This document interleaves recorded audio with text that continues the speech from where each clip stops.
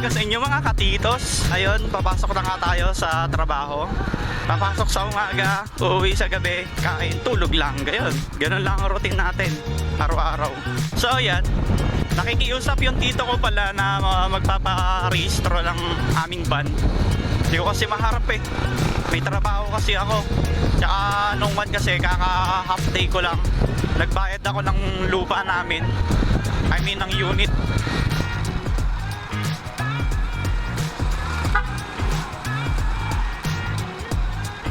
Basta pag sniper, yan.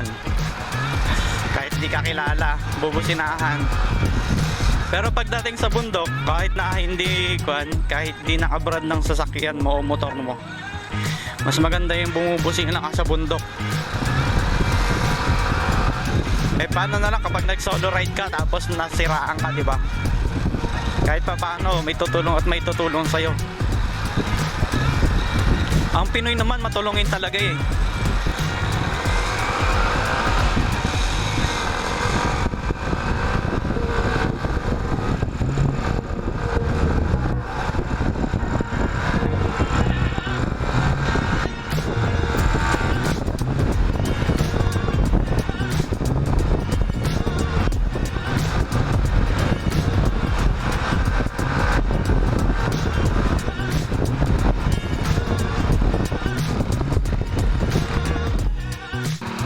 So ayan mga katitos, pauwi na rin tayo.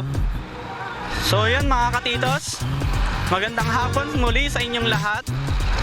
So yan, on record na ulit tayo. Attend lang tayo mamaya ng birthdayan sa aking pinakamamahal na lola.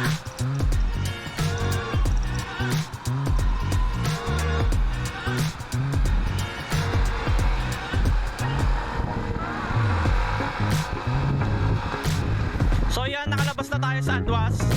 Ayun, dito na tayo ngayon sa Valdepuente. Ito yung bagong tulay na daanan.